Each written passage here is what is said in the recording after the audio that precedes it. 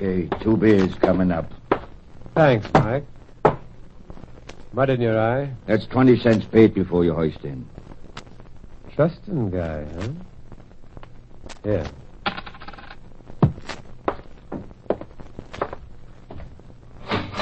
Oh, Mike.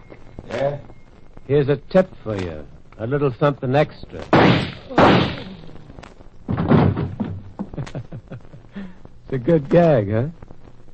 But you know, I don't think Mike appreciated it.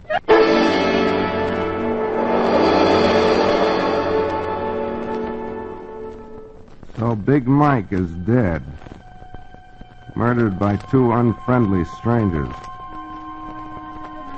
It seems from the listening to be an open and shut case.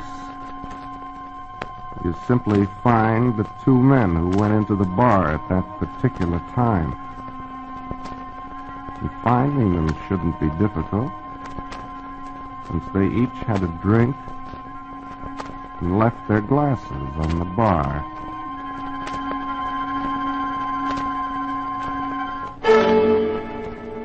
Hello, creeps.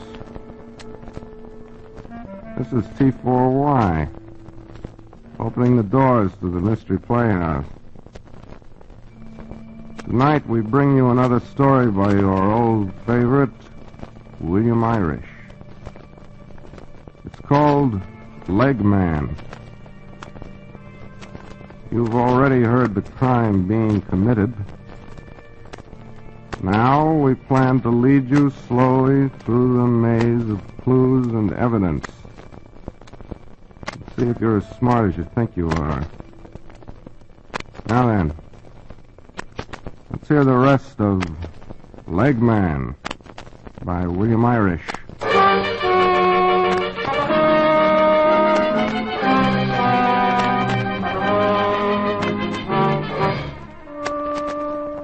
The scene. Mike's Tavern on the Lower West Side of Manhattan. The place is jammed with policemen, detectives, photographers. Sprawled behind the bar is the body of Mike. 2 bullets in him.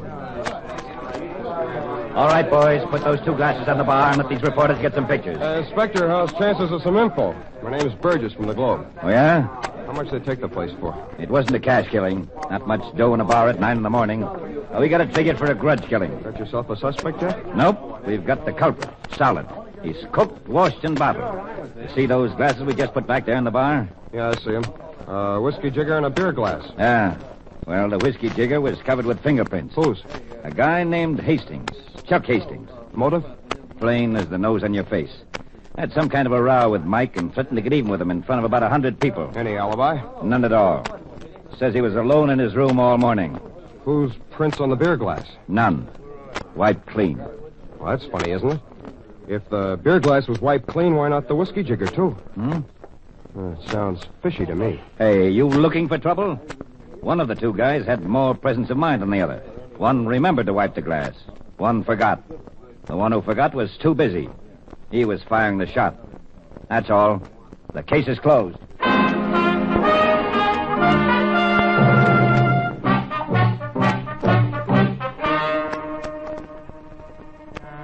That's all. It was a very simple case. A grudge, a killing, and some fingerprints plastered all over a whiskey glass. And the man who made them locked up. Everybody was satisfied, except Chuck Hastings, the man they locked up, and a pencil-happy leg man called Burgess, who was crazy enough to start messing around in an open and shut murder case.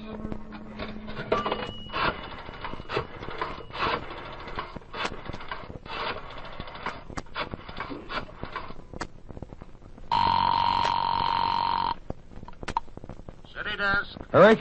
Burgess speaking. Where the devil have you been?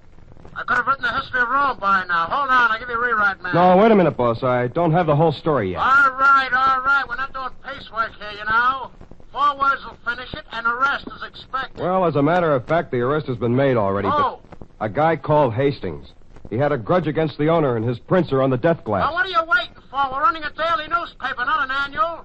You have to wait till they execute and bury him, you know. Listen, boss, I know there's something I think the police have missed, and it makes me think this whole thing may be a frame-up. Listen, Burgess, get this straight. I didn't send you out to solve detective cases. I sent you out to get the facts. If the police say this Hastings did it, he did it, and it's over. I'll give you just 10 minutes to get back here, or you needn't come back at Oh, all. boss, give me a break. Hello? Hello? Oh, go to blazes. Get your call? Yeah. Give me 2 fingers. Coming up. You're the newspaper guy who was in here this morning asking questions about the killing, ain't you? Yeah. I thought I'd seen you before. Here you are.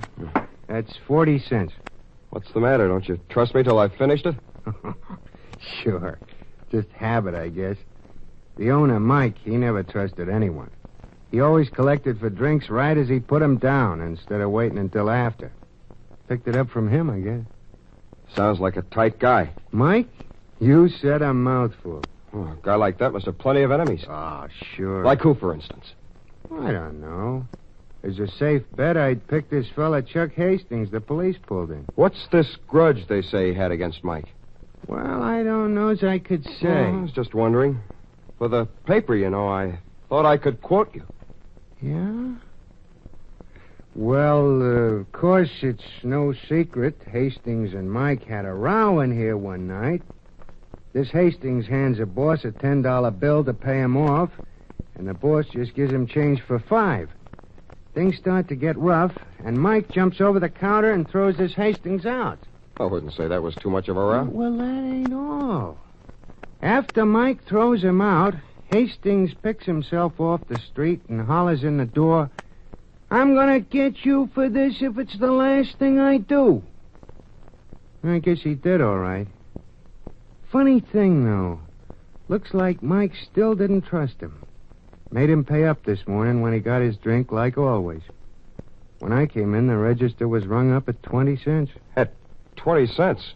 Are you sure of that? I got eyes, ain't I? You know, it strikes me that a man as tight-fisted as Mike sounds would have a lot of people who'd like to bump him off. Well, he did knock up against a few tough customers. Like, Well, just for the heck of it. mind you, I ain't pointing a finger at no one in particular about this shooting. No, of course not. Well, there's a fella named Edge, Joe Edge, in the wholesale liquor racket. He and Mike have had it in for each other for a couple of years now. How come? Well, Edge had the old squeeze play pretty much on. He soaked Mike the limit for the liquor he sold him and then was plenty sore when Mike got tired of it and switched to another outfit. Sore enough to kill him? Now, look, I didn't say All that. right, forget it. Say, by the way, was it a glass like this they found on the bar this morning? Yeah, a whiskey jigger. And a beer glass front of the other seat. Do you keep an account of how many jiggers like this you have in stock? Not usually, but it just happens we got in 3 dozen yesterday. Lost any since then? No, I'm pretty careful. Then you ought to have 35, not counting the one the police took, right? Well, 35 and 18 we were down to before we reordered. That makes it 53. Look, I'm not one of those betting guys, but I've got nothing else to do. Here's a $1 bill says you haven't got 53 in stock right now. Paid me? Well, that's an easy way to double my money. Here, see this stick? I'll hit the glasses so they sing out, and you can keep count with me, okay? Right.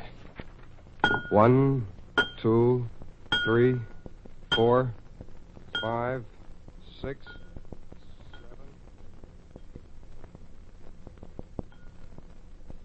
46, 47, 48, 49, 50, 51, 52, 53, 54. 54? Well, I'll be darned. I must have figured wrong. No, you didn't. Neither did I. Well, don't you see? You have one extra shot glass. Find out where it came from, and you've got the guy who killed Mike.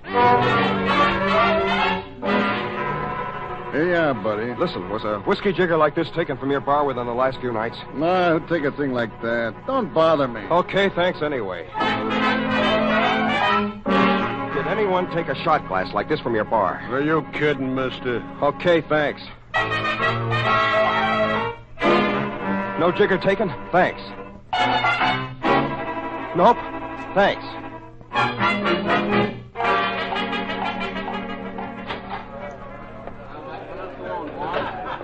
Listen, was a jigger like this taken from your bar the last couple of nights? Nah. Okay, thanks. Hey, wait, mister. What was that you asked me? I said, was one of these shot glasses swiped from your bar within the last couple of nights? Yeah. Well, how did you know that? Who told you? You got any idea who took it? Yeah, a fella named Hastings. He comes in here a lot. Hastings? Hastings? Did you see him take it? Well, no, but it was the one he was drinking from, so he must have. When I went over to clean up, there was no glass there. I couldn't figure it. Just beginning to see the light myself. Quite a bit of light. I think I'll try and get a few more gleams from Hastings himself.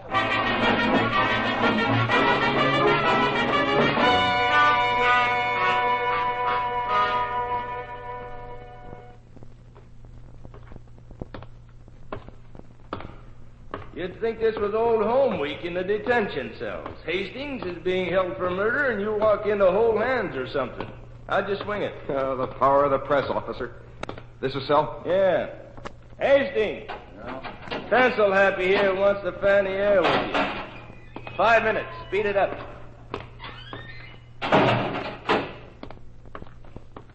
Hastings, I had a hard time getting in here. I didn't. Listen, I've got to talk fast. Answer me straight, will you? That's the only way I can help. What do you want to know? Who'd you shake hands with last night? What are you, a little punchy or something? Listen, I mean it. Who'd you shake hands with in a bar the night before you were arrested for the killing? I didn't meet anyone I knew. I was by myself the whole time. You were in a place called Sullivan's on Union Avenue. Sullivan's? Wait a minute. I didn't shake hands with anyone, but somebody did grab my mitt and pump it. I remember that now. There was one of those drunks next to me. Looked like a mechanic wearing overalls. First, he apologized for slopping over against me. Then he said, no hard feelings, and reached down and pumped my hand about 16 times. That what you wanted? That's exactly what I wanted. Did you notice your hands when you got home last night? Was there anything on them? What are you, a mind reader? There was grease on them. Axle grease or something. Hastings, I'm on the right track. Was he anyone you ever saw before? No, I never saw him before in my life. He was just some stray barfly. He wasn't stray and he was no barfly. But never mind about that now. Hastings, who hates you pretty much? The whole world, the way it looks tonight. Look, I'm trying to help. Who hates you enough to frame you for a murder? Sometimes you don't know it when they do. Oh, you usually have a pretty fair idea. Well, there's Harlan, maybe Tom Strickland, Al Vogel, ever since that mix-up in Jersey City, Joe Edge. Joe Edge. What's he got against you? He's a liquor distributor now, but he used to operate a speakeasy during Prohibition. I worked for him. One night we were raided and federally tried. A lot of inside dope turned up during the trial as though someone had ratted. He always thought it was me. I got off pretty light, and he got a stiff term. Prohibition ended in 1933. You mean he'd wait 12 years to get even? He's always had it in for me. I wouldn't be surprised. I wouldn't be surprised either, Hastings. I wouldn't be at all surprised.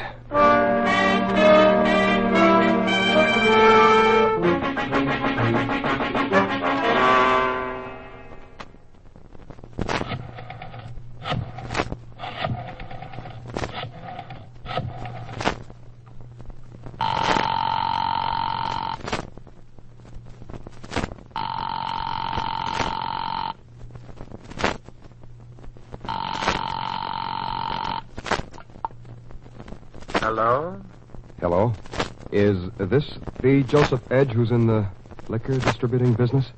Yeah? What can I do for you? Nothing. I figured maybe there was something I could do for you. I'm in a phone booth at Mike's Tavern.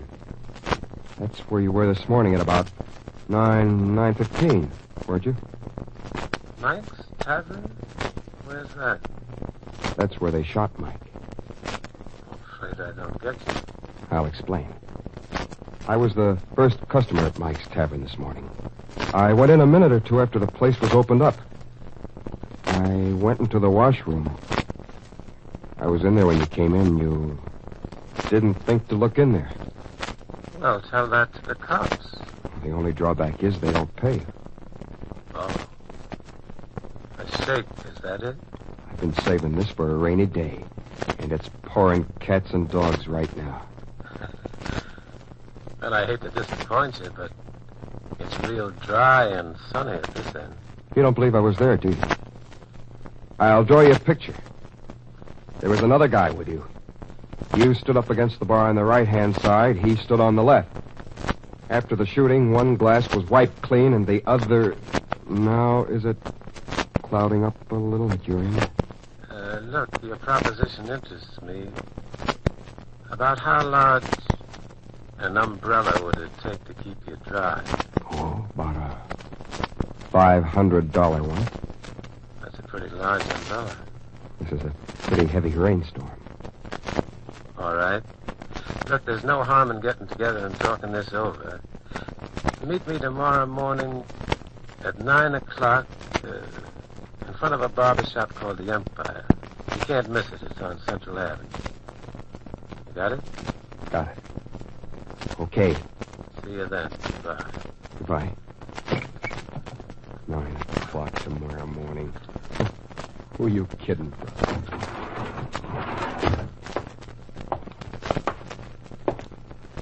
Phil, what time do you close up here? Well, the boss usually kept it open until about 4, but I thought I'd close up in about 10 minutes. Want a nightcap before I cork up for the night? Yeah, give me a short one.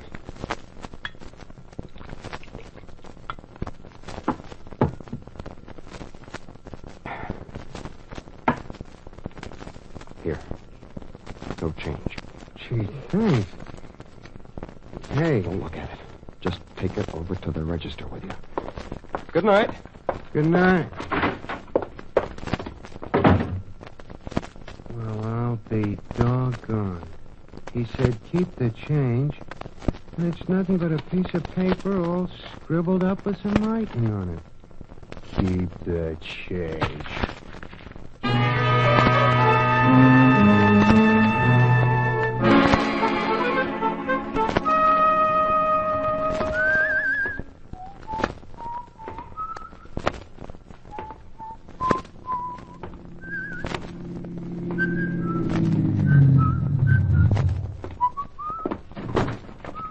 Buddy, could we trouble you for a light? Oh, sure. Say something, buddy.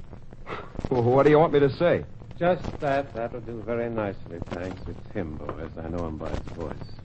Here's your matches back, buddy. That's not matches. That's a gun you've got there. Right you are. It says get in and make yourself comfortable. No, wait a minute. Shut up. Get in here.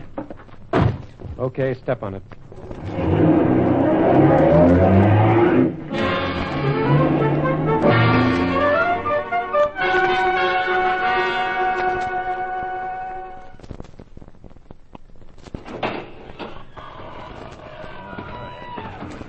Where are we? In a warehouse where they store liquor. Ever been in a warehouse where they store liquor? It's very instructive. Don't frighten the guy, boss. No, this guy doesn't frighten so quick. You don't have to be afraid, buddy. There's a nice umbrella in this for you. All we got to do first is find out if you're a phony or on the up. I see. How are we going to do that? Well, there's 4 of us here. You say you saw 2 guys come into Mike's tavern and shoot him yesterday. All right. Pick out the 2 you say you saw. Give me a minute's time. I want to be sure of what I'm doing. Yeah. You want to be plenty sure? Well,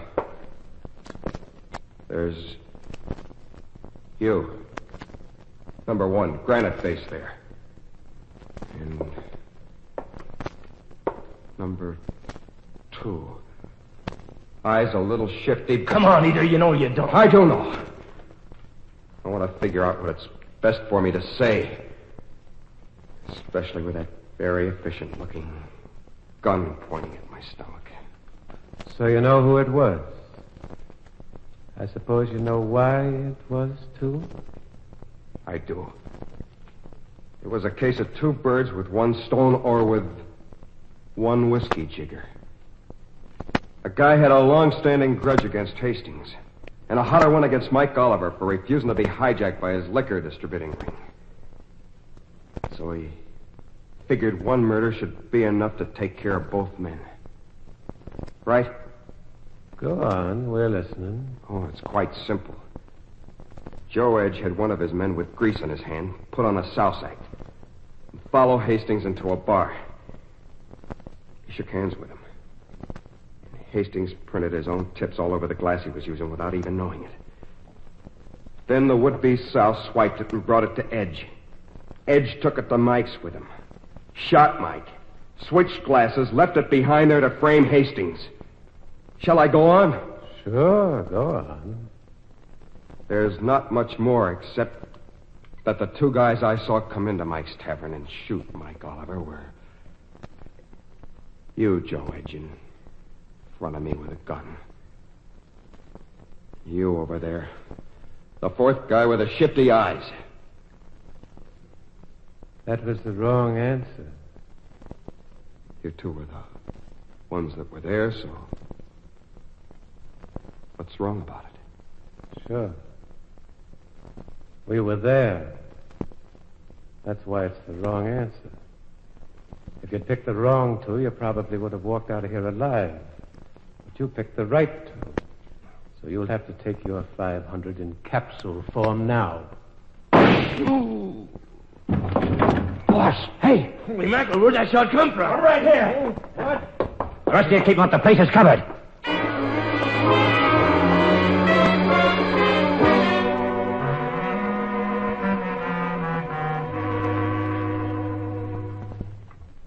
You all right, Burgess? Yeah, I guess I am, Inspector Lyons. Well, you sure got here just in time. It looked pretty close. We tagged the car and followed it. You gambled heavily on that bartender, son. I know. I was afraid to talk to him. For all I knew, someone of the gang was watching or listening. I scribbled a message for him to call you. He did better than that. He saw you get in the car and phoned the license in. But look, how did you ever figure out that whiskey jigger was a plant? Well, Edge got careless. He didn't think it mattered what he ordered at the bar from Mike. He was taking his glass out. No one would see it. So he ordered beer, and the character with him, acting on the suggestion, ordered beer, too. But Mike Oliver was a peculiar cuss. He insisted on being paid when the drinks were ordered, and he rang up the money before they shot him. When they found Mike's body, the cash register said 20 cents. What does that prove? Inspector, you can't break 20 cents down into a whiskey and a beer any day of the week. And there was a whiskey and a beer glass, side by side on the bar. Yes, but... Well, even if the beer glass was just a chaser for the whiskey, the price for the cheapest whiskey Mike carried was 25 cents. 20 cents will buy 2 beers. For the sake of simple arithmetic, the whiskey glass had to be planted. Well, I'll be... Son, if you ever want a job on the police force... No, thanks, sir. I'm plenty satisfied with the job I have now. Wait a minute. What's wrong? I just remembered. I haven't got a job. I was fired. Excuse me, I have to call my boss. Hey, wait.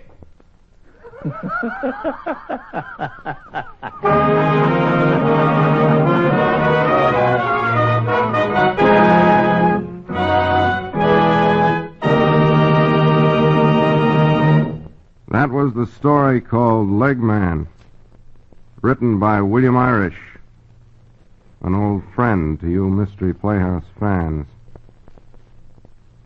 There's a moral to the story, too. The moral of the story is don't ever pay for your drinks till after you've drunk them. Wow. Getting early again. It's almost not night anymore. This is T4Y closing the doors of the Mystery Playhouse and saying good night. Sleep tight. This is the Armed Forces Radio Service.